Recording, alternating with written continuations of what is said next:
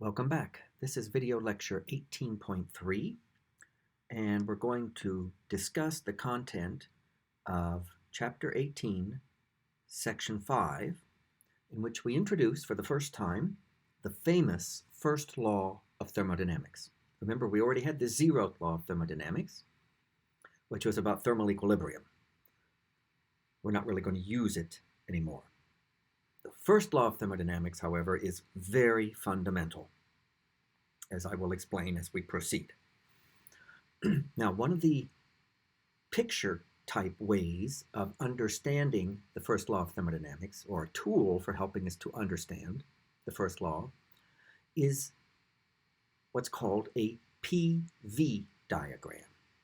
Here's how it's written, PV diagram. That's how you say it, PV. P for pressure, V for volume. Okay? Diagram means graph. We're going to graph with pressure on one axis and volume on the other axis. And we know how important graphs are and how much information they contain. Okay?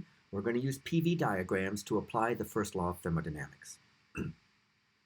We're also going to be cycling back multiple times to do thought experiments and apply the first law of thermodynamics with practice in thought experiments. Those are experiments that you play out in your head. And the thought experiments we're going to use depend upon a very simple but very ingenious experimental device. Okay? And so what we're going to do is, with this experimental device, we're going to study exchanges of energy through work and heat between a system and its surroundings. The system that we're going to study is going to be a gas. Okay? A gas of some kind. Maybe it's nitrogen gas, or oxygen gas, or helium gas, or carbon dioxide gas. Some gas. And we're going to store it in a thermally insulated container. Now, the picture here is a schematic representation of this simple yet ingenious little device. Now, it's showing you a vertical cross-sectional slice, but what you have for your container is just a cylinder with thermally insulating walls around the sides, and then fit snug in there is a circular or disc-shaped piston. Again, here you see it in cross-section, that can move up and down inside the cylinder with no friction. Okay? All right. We have what I call a locking pin. It's this thing right here. Oops, it went away on me. Right there. Let's not stay. Okay. That has one job only, to lock the piston in place so that it cannot move. What does that do for us in terms of using this device to study a gas? It fixes the volume of the gas. The gas, by the way, is right there. Okay? In between the piston and the base of the cylinder. It shows those little green dots there. Those are supposed to make you think of atoms or molecules. That's just artistic license. The point is, that's the system, the gas, that is snug in there between the piston and the base, with thermally insulating walls around the side. On top of the piston is just a little container in which we have poured some little tiny, small metal, don't have to be metal, but small beads or spheres. They call it lead shot. First of all, it doesn't have to be lead. It can be anything you want. But the point is that there's a lot of them and they're each small. And that we can add more if we want, or we can take some away. Why would we do such a weird thing like that? Here's why. One of the several reasons why this is a clever little device. If you remove that locking pin or locking wedge, remember I said it's removable. If you take it out, then I contend that we, as the experimenters, can control the pressure of the gas. How do we do it? We do it with that little container with the lead shot on top. That is to say that as long as that locking pin's out of the way, then here's what's happening on that piston. There's a downward force from the weight of all those little lead shot and the weight of the piston itself on the gas, the weight of the piston itself on the piston, and then there's an upward force from the pressure of the gas. Remember, pressure is force divided by area. So in fact, that piston will always, as long as the locking pin's out so that it can move freely, will always adjust its position so that the pressure on the top and the pressure on the bottom are equal. Now, we control the pressure on the top by how many little lead shot we put there. Because the total pressure on the top is the atmospheric pressure down from the air plus the total weight divided by the area to get a pressure. All right? And so we control the pressure of the gas by controlling the downward pressure from the shot. We want more pressure in the gas, put more lead shot on top, make the pressure on top higher. We want less pressure of the gas, take some of the lead shot away to make the pressure on top to make the pressure on the top less. And the point is that the piston will always adjust its position so that the pressures on the two sides balance. So the pressure of the gas will equal the pressure from the shot. So that's the clever way that we control the pressure of the gas. We do it indirectly by controlling the pressure on top. Okay? And we will make, by the way, any changes to the lead shot very slowly. And that's why we want them to be small. Because adding one or taking one away at a time, very little effect. Just a little tiny incremental change. We don't pour a bunch of lead shot in all at once or scoop a bunch of lead shot away at once. We put them in or take them out one at a time, slowly. And each one is very small. So each addition or removal of a lead shot makes only a tiny change in the pressure on the top. The piston can then have plenty of time to adjust so that the pressure on the bottom balances. See what I'm saying? So we can, in a slow, very controlled way, adjust and change the pressure of the gas with the lead shot. Let me emphasize, this whole business of using the lead shot to adjust the pressure of the gas only works when that locking pin is out, because the piston has to be able to adjust. Okay? All right. Then there's that at the base. There's what the author calls a thermal reservoir. You might call it a hot plate. Notice it's got a kind of a knob labeled capital T for temperature. What they're trying to make you think of is you can turn that knob slowly, very slowly. If you turn it to your right, clockwise, kind of trying to make you think about higher, then energy will be added as heat from that hot plate thermal reservoir.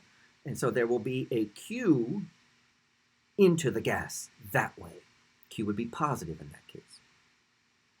If you turn the knob to your left or counterclockwise to make you think down, then there will be energy transferred as heat Q out of the gas and into the reservoir. So with that thermal reservoir, you can control Q. Energy going in as heat to the gas or energy going out. And of course, by letting the piston move, you have work, W, as we'll talk about, okay? All right, so that's our very clever little device. And when we show PV diagrams and talk about various things happening in experiments, we're always going to often going to cycle back to this little apparatus and say, okay, how would you actually do the experiment that's being described to you with this apparatus? You'll see what I mean as we progress. But there's more to say about understanding this apparatus and working our way towards the first law of thermodynamics. And now I want to talk about a general way to calculate the work done by this system. Remember work from last semester? Okay. Forces do work. So I'm going to start with that. But we're going to end up with a formula for the work done by the system. In this case, the system, remember, is the gas inside that cylinder. That's going to be in terms of things related to this apparatus. So let me start by writing a little bit over here to the side. Let me remind you about how we calculated the work done by a system in terms of ideas from last semester. The whole point about work in this apparatus is that that piston goes up or down. Let's imagine that the piston moves up a little bit, a little tiny bit upwards. I'll call it ds for a tiny displacement, under a force, an upward force from the gas. Then the work done is just the force times that displacement, F times ds. And if I have a series of little displacements, one after the other, the total work done is the integral. Remember, integral is just a fancy sum of the upward force exerted by the gas on the piston times the successive tiny displacements, one after the other, ds. Okay? That's really Physics 110. So I want to emphasize how we're not really changing that. We can't come up with a new definition of work now in the middle of everything. All right, but now what we do is we say, well, when you work with a gas, it's really the concept of pressure that's more useful. And pressure is force divided by area. In this case, the pressure of the gas, the force from the gas on the piston. Rearrange that. The force from the gas is the pressure of the gas times the area. So that's the pressure of the gas times the area A of the piston. This area of its face times the displacement ds. Okay, now here comes the next little trick. Take the circular area of the face of the piston this way and multiply by ds, which is a little displacement up, and you get a little tiny volume change, which is in fact the amount of extra volume the gas now has because it moved the piston up. So now we're going to write it as pressure times a tiny change in volume, a tiny volume increment, dV. That's what that means, dV, a tiny volume change. So this is the way we're going to calculate the work done by a gaseous system, such as the gas in that cylindrical container.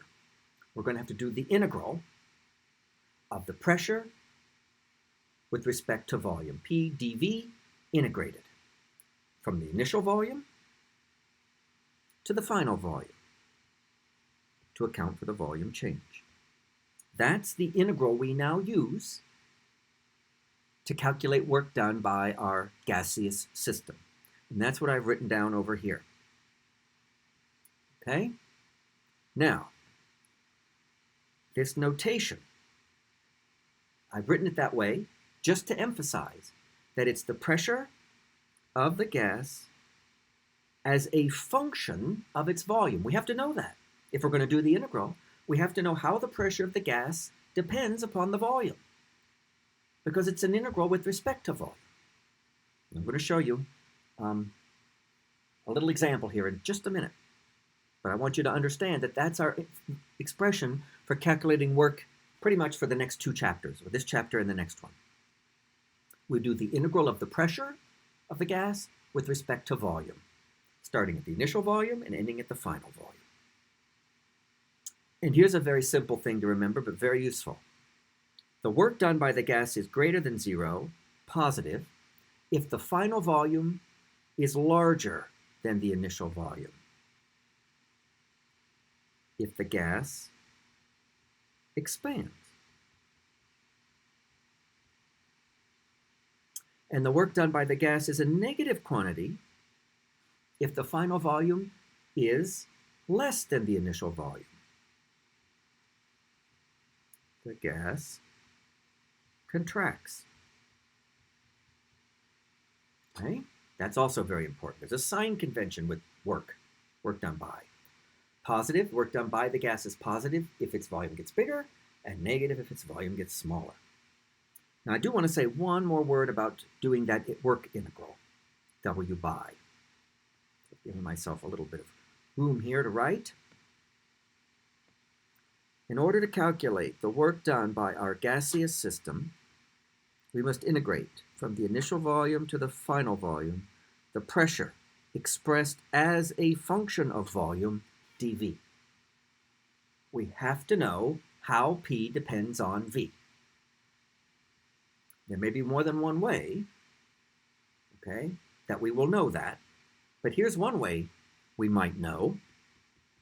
We might just be told. What if we are just told?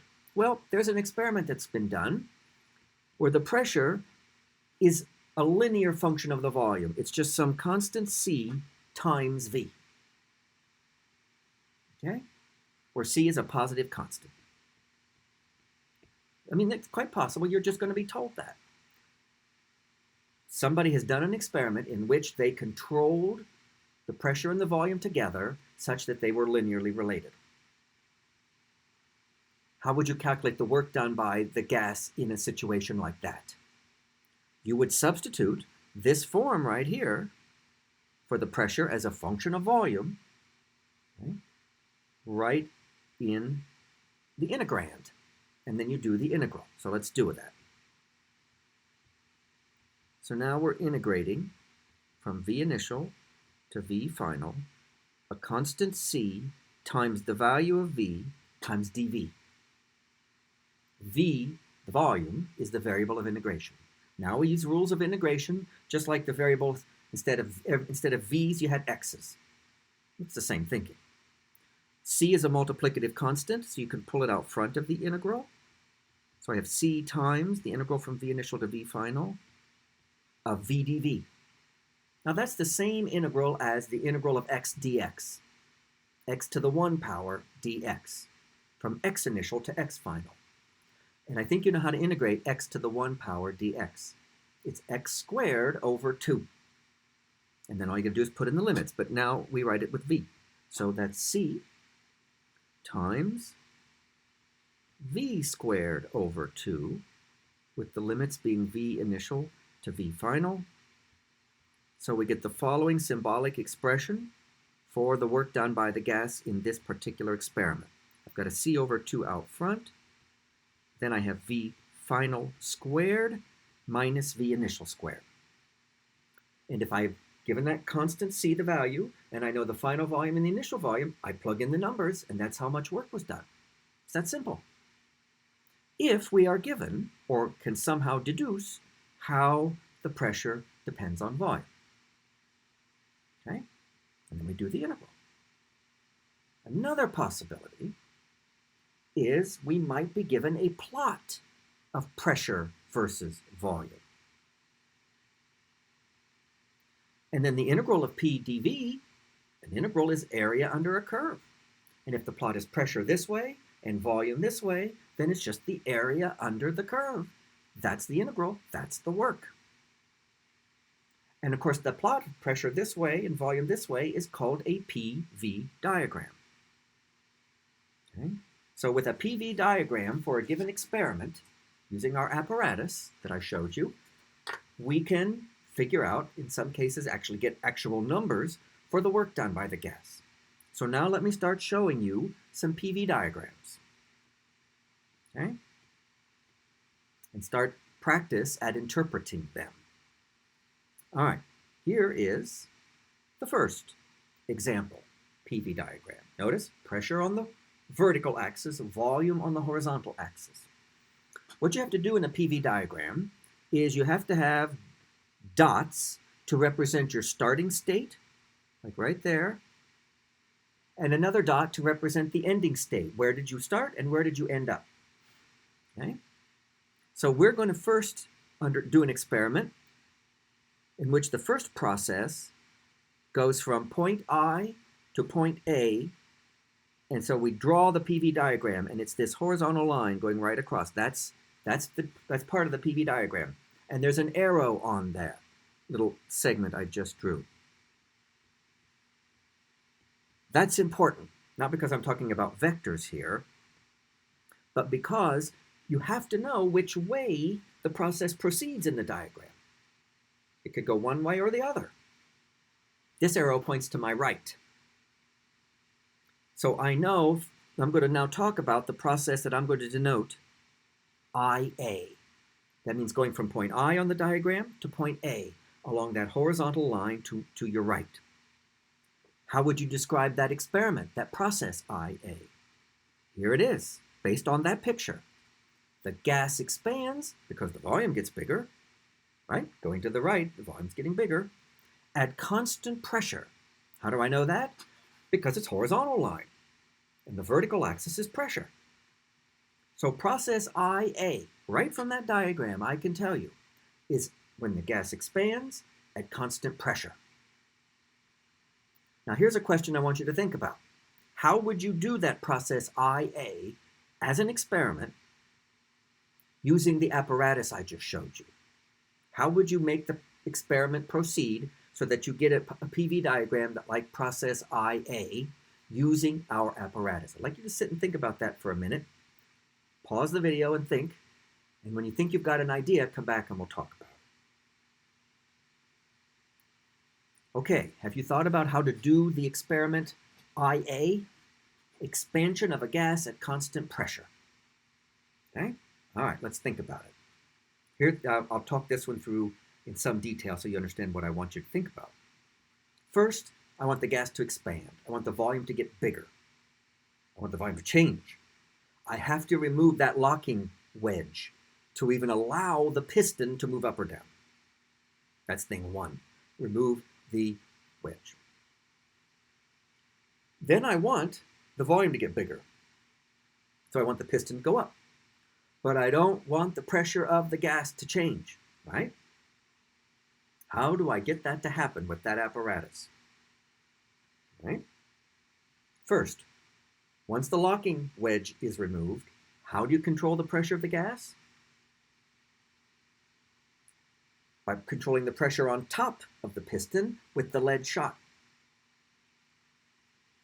You want the pressure to go up, add lead shot one by one.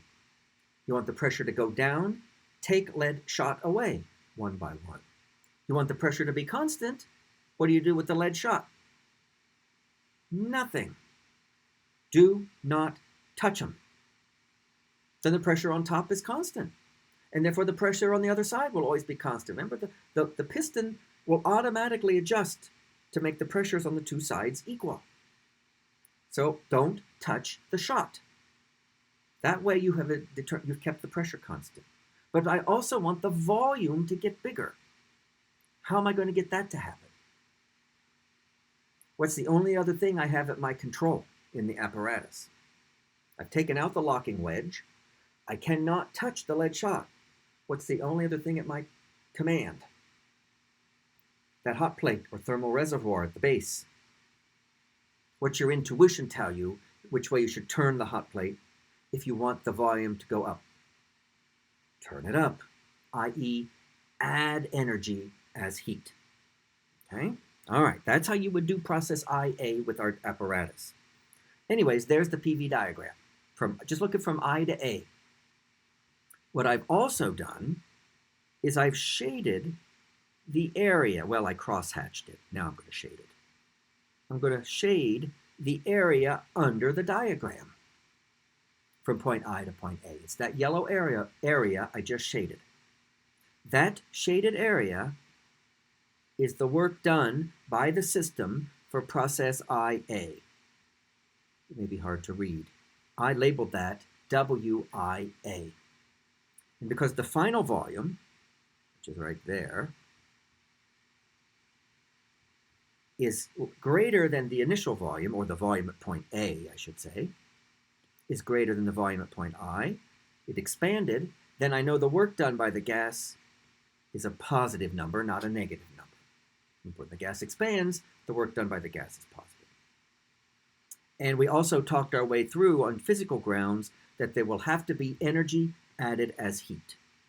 Q for process IA will also be greater than 0. Okay, that's process IA. But there's another step to this experiment number 1. Then we proceed from point A on the diagram to point F. Straight down, right? Vertically down. That's this next line segment going straight down with an arrow pointing down. You have to draw the arrows on the curves in the PV diagram so that they show you which way the process goes. So now you go from point A vertically down to point F. There's point F right there. Okay? That's what I call process AF. How would you describe it in words? Reduce the pressure of the gas at constant volume. Yes, going straight down, vertically down, means the volume is constant. But make the pressure smaller, right? Because we go down. All right, how would you do that with our apparatus? Pause the video and think about it, and then come back when you're ready. Okay, how would you use our apparatus to decrease the pressure of the gas, but not have the volume change? Well, how do you fix the volume of the gas? You have to be able to do it reliably. You put that locking wedge in, right? The locking wedge fixes the volume. That's how you fix the volume. Put the locking wedge in. Now remember, once the locking wedge is in, the piston can't adjust anymore. The little lead shots on top do nothing for you. Yet I still want the pressure to go down. So don't take lead shot. Don't say take lead shot away. It doesn't do you any good when the locking wedge is in place. Yet I still want the pressure to go down. What's the only other thing at my control? The thermal reservoir at the bottom. What does your intuition tell you for how I should turn that to get the pressure of the gas to go down? Turn it down. Have energy go out of the gas as heat. So one thing we know for sure is that there will be energy transfer as heat, Q, for process AF, and we expect that to be a negative number. We're going to have to take energy out as heat to get the pressure to go down. Note, by the way, there is no work done in this process. WAF is 0. You have to have a volume change to have work done. Okay, so for the total together, from I to A to F, that's the whole experiment, we could be asked what the total work and the total heat transfer is. And assuming we had numbers, what we would do to get the total work in going from I to A to F is just take the work in going from I to A plus the work in going from A to F. That last term happens to be 0. And the total energy transfer as heat, QIAF, is the energy transfer as heat for IA plus the energy transfer as heat for AF. Okay, and we've done experiment number 1. Now I want to do another experiment, experiment 2. And in experiment 2, we're still going to start at the point labeled I on the PV diagram. Same I point as in the first picture. And we're going to end at the point labeled F on the PV diagram. Same F point as the top picture. But now we're going to take a different path between I and F. One that curves a little bit like this. And notice the arrow. That's our new process. We'll just call it process IF. How would you describe it in words? Decrease the pressure and increase the volume together. Both things happening together. The pressure is going down and the volume is going up. That's what the graph shows. How would you do that with the apparatus? Pause the video, think about it, come back when you're ready. Okay? Now, how in general would you get our apparatus to follow a curve something like we see here in experiment 2? The key thing is what I just said. Two things have to be happening together. The pressure goes down and the volume goes up. Okay, so first, volume's going to change. So don't let that can't have that locking wedge in place. Otherwise, the volume can't change at all. Take out that locking wedge. The minute you do that, remember, you control the pressure of the gas with how many lead shots you have on top. So during the experiment, if I want the pressure to go down, what do I do with the lead shot? Slowly and one by one, take some away. Okay, that will make the pressure go down. But how do I get the volume to go up? What else do I have at my control? Because I want to make sure that the piston moves up. I have that thermal reservoir at my control, right? What does your intuition tell you for what to do to that if, as you take away lead shot one by one, you want the piston to go up? Well, you certainly think you want to add some heat. Okay? So we take away shot and we slowly add heat. Okay? I have cross-hatched the area under the PV diagram here. I'll shade it in now in yellow. It's the area under that curve. All right? Now that's a pretty complicated shape, so just using geometry there to get the area isn't going to be very easy. But that is the area under that curve, and the area under that curve is the work done by the gas. Okay? All right, so there's some work, WIF, and it's that area I just shaded. Now here's a question. How does the work done by the gas in experiment 2 compare with the total work done by the gas in experiment 1? Note that in both experiments, the gas starts at the point labeled I and ends at the point labeled F. But it takes different paths to get from I to F, doesn't it? Okay, in which experiment does the gas do more work? You might be inclined to think it does the same amount of work because the volume changes the same in both cases, but that's not true. Remember, in a PV diagram, the area under the curve is equal to the work done by the gas. So look at the two graphs in 1 and 2. Which has a larger area under it? Graph 1, yes? You're just going to look at them and see. So the work done in experiment 1, that's WIAF, is larger than the work done right here, which is this area, which I'll just call the work WIF. Or to say it another way, WIF is less than WIAF, even though the initial and final points on the diagram are the same. That's very manifest from the two diagrams. What isn't immediately obvious, but I will tell you, is that the heat transfers for the two experiments, QIAF for the first experiment, and whatever the Q is to complete the second experiment, QIF, they're not equal either. So there's a very important upshot to this first studying of PV diagrams. Both heat, Q, and work, W, are what we call path-dependent quantities in a PV diagram. Meaning, for a particular experiment, denoted in a PV diagram by going from one point to another, the amount of heat transfer and the amount of work depend upon the actual path the experiment takes from the first point to the last point. They're called path-dependent quantities. Which means you got to know the details of the PV diagram for the experiment before you can start figuring out Q and W. But it turns out from experiments that there is an energy quantity that doesn't depend on the path you take between one point and another in a PV diagram. All it depends on what is the starting point and what is the ending point. And it doesn't care how you get from the starting point and the ending point. That would be a path-independent quantity in a PV diagram.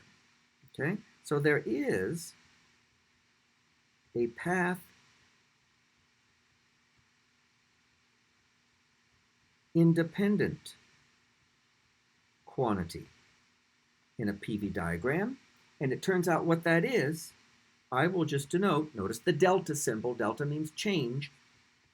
Change in total energy of system. Delta E. Change, change, change, change, change. The change in the total energy of the system for a given experiment does not depend on what path you take in a PV diagram, just on where was the starting point and where was the ending point. That's an experimental fact. Okay, now we're ready to state the first law of thermodynamics. Also an experimentally tested theory, okay? Or law. Something we call a law in physics means that it was started out as from somebody as some kind of hypothesis, and has been tested and tested and tested so many times by so many experiments that it is a given to be correct. Okay? All right, the first law of thermodynamics. What does it turn out to be at the very heart of it? Guess what it is? It is a very general statement of conservation of energy. Well, no wonder we know that's going to be true, because that's been thoroughly tested. That's one of like a fundamental physics principle, conservation of energy. Okay? Energy can't just be created or disappear. That's what it is. That's what the first law of thermodynamics is. It's a statement of conservation of energy. So here we go. Let's talk about it. As far as we're concerned at this point, there are two ways to transfer energy between a system and its surroundings. By means of a force, that method is called work, first appeared in Physics 110, and by means of a temperature difference between the system and the surroundings, which we called heat. So energy transferred by a force, work. Energy transferred because of a temperature difference, heat. Those are the two basic ways that a system can exchange energy with its surroundings. And if energy overall can't disappear, then the first law of thermodynamics goes like this. Whatever energy was added or taken out as heat, Q, plus however much work was done on the system, W, will show up as a change in the total energy. If I add 2 joules of energy as heat, Q, and 3 joules of energy as work by doing it on the system, W, then I will discover 5 joules of increase in the total energy of the system. Because I added 2 joules by one mechanism, heat, and 3 joules by the other mechanism, work, or vice versa. Okay? Now, it could go the other way. The Q or the W on could be a negative number. If I take out energy from a system by heat, say 2 joules, then the Q is negative 2 joules. But still do 3 joules of work on it, then the W on is 3 joules. 3 plus negative 2, I'll discover a delta E total of only plus 1. It's just a balance. It's kind of like accounting. Okay? And that's kind of the way we did conservation of energy last semester. But what will never happen is that if there's a Q of 2 joules and a W on of 3 joules, then you'll discover delta E total is 6 joules, or 4 joules, or anything other than 5 joules. Okay? That's all it's saying. Now, we can hone this down a little bit. Delta E total is the change in the total energy of the system. Purely because it's convenient, we divide that into 2 parts. The change in the mechanical energy of the system, plus the change in what's called the internal energy of the system. Now, the change in the mechanical energy, remember mechanical energy from last semester, kinetic plus potential? Change in the mechanical energy is due to what you might call the external motion of the entire system, and it will correspond to some delta K from the motion of the center of mass, plus delta U from the motion of the center of mass. Then the delta E internal will be the change in the internal energy of the system. That's what's happening inside, due to the random motion and the interaction of the atoms inside the system. It's purely convenient to break it up like that. But here's what we're going to assume in this chapter. The center of mass of this thing really isn't moving. It isn't moving. I mean, imagine that apparatus I showed you at the beginning. For the center of mass to be moving, I'd have to be picking it up and throwing it across the room or pushing it along a table. We're not going to do anything like that. We did that kind of stuff last semester. The apparatus is just going to sit there on the table. And the motion of its center of mass isn't going to change. So there is no delta E mechanical. And the delta E total is purely happening internally. So now our conservation of energy law looks like that. Q plus W on equals delta E internal. Energy transfer is heat, plus work done on the system will correspond to a change in the internal energy of the gas. Then there's just one more change. Kind of a change of perspective. Instead of talking about the work done on the system, we like to talk about the work done by the system. But the work done by the system is just the negative of the work done on the system. So all you do is go into this right here and you change plus W on to minus work done by. And you get the statement of the first law of thermodynamics as we're going to use it in this and the next chapter. Q minus W by equals delta E internal. And it's an energy balance, so we have to be very careful with the signs of all three quantities, Q, W by, and delta E internal. And there's a rule for each. Q is positive if the heat transfer direction is into the system. Q is negative if the transfer is out of the system. The work done by the system, gas, W by, positive if the gas expands, negative if the gas contracts. Delta E internal, well, it'll be positive if the final E internal is larger than the initial E internal, and negative if it's the other way around. So now I'm going to close the lecture, the video, with just a little bit of practice and then a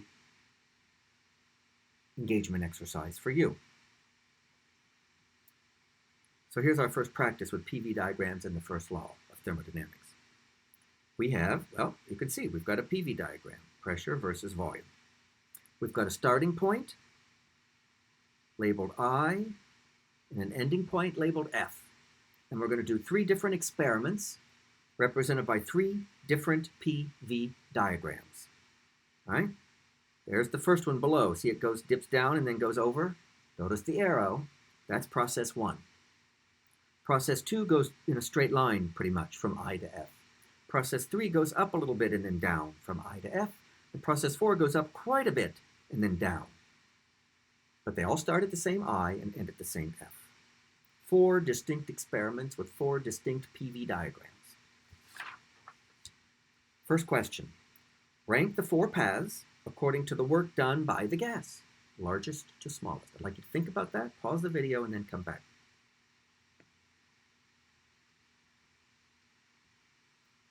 Okay, did you say that the work done by the gas depends upon the area under the PV diagram? That's what you want to say. Area under PV diagram.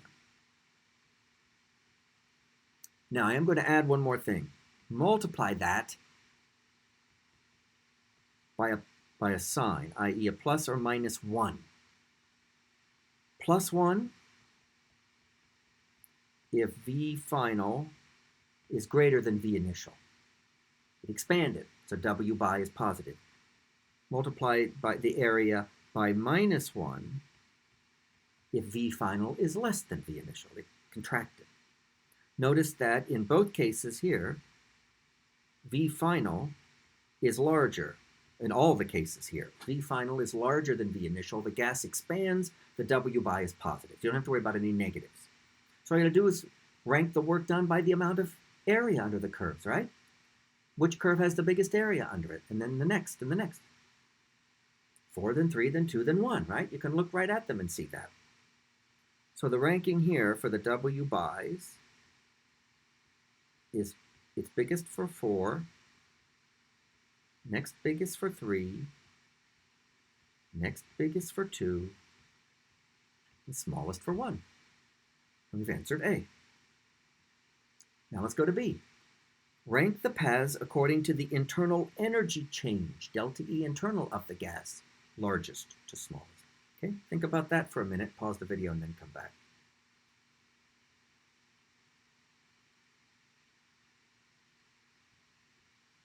Okay, now, here's a subtle point about this question. Remember, energy change, in this case internal energy change, is path independent on a PV diagram. It only depends on the starting point and the ending point.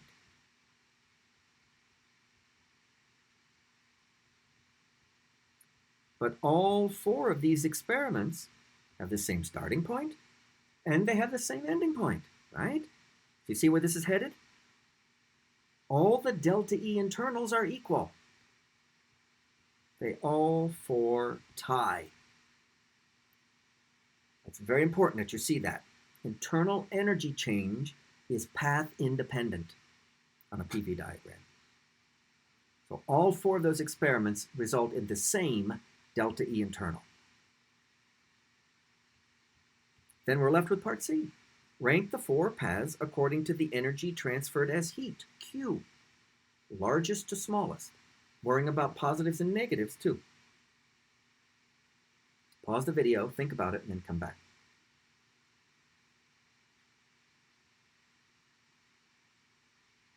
All right, now, you quite likely did a more kind of intuitive approach, thinking, well,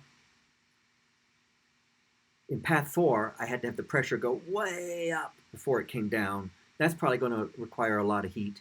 You know, it's all basically on how much pressure goes up or so forth or down between I and F. So you probably rank them 4, 3, 2, and 1. And that is correct. But now let me show you a more formal way to make that argument. Use the first law of thermodynamics. It's a very powerful tool. The first law of thermodynamics says that the change in the internal energy for any process is the energy transferred as heat, Q, minus the energy transferred as work, W by.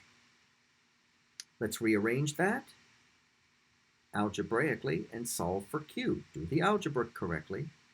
Q equals delta E internal plus W by. That you have to show that step. Now, use your answers from A and B to help you finish up here. From A, we ranked the W's. 4, 3, 2, 1. From B, we noted that the delta E internals were all the same. So the Q ranking is determined entirely by the W by ranking, and they're the same. So Q, in order, is 4, 3, 2, 1. You need the most heat, and they're all positive, because the W by's are all positive in this case. So you need the most heat for experiment 4, Q. And then the next most for experiment 3, and then 2, and then 1. And that's a lot of stuff you're saying at a very fundamental basic level from a very abstract diagram. If you want, you can think about how you might do those experiments with the apparatus. Okay, here we close today with our class engagement exercise on Blackboard. More practice with PV diagrams and the first law of thermodynamics. This figure shows two what we call closed cycles on a PV diagram for a gas. What's a closed cycle? Well, it's a PV diagram that starts at some point. Let's say in both of these two pictures, the starting point, I'll put a red dot, is this lower left corner. Starts at some point and proceeds by a series of steps, okay, in this case 3, and gets back to the point it started from. That's the key thing. You start at a certain point in the PV diagram, you go through a series of steps, and you end up back where you started. The resulting PV diagram is closed in on itself, so it's called a closed cycle.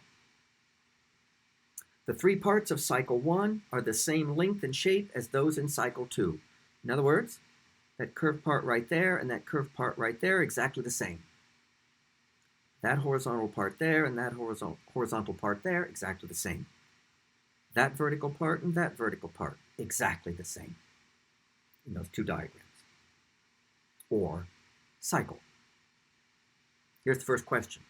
For each cycle, should we traverse the cycle clockwise or counterclockwise? If the net work, W by, done by the gas is to be positive. You see, with each experiment, you start down the lower left corner, you could go traverse the experiment counterclockwise. That means That would be the direction of each successive segment. Or you could traverse counterclockwise. You could go first that way, then that way, then that way, and end up back where you started. Clockwise or counterclockwise. You can do each one that way, starting in that lower left corner. So for each cycle, cycle 1 and cycle 2, which way should you traverse? Clockwise or counterclockwise if your goal is to have W by for the whole cycle to be positive. Question B, for each cycle, should the cycle be traversed clockwise or counterclockwise? If the net energy transferred by the gas as heat, Q, is to be positive. Those are the two questions. So you'll have an answer in part A, you'll have an answer for 1, cycle 1, and then cycle 2. And for part B, you'll have an answer for 1 and for 2. You do that on Blackboard. Okay? All right, we'll be talking about this also in class. And that's all for this video.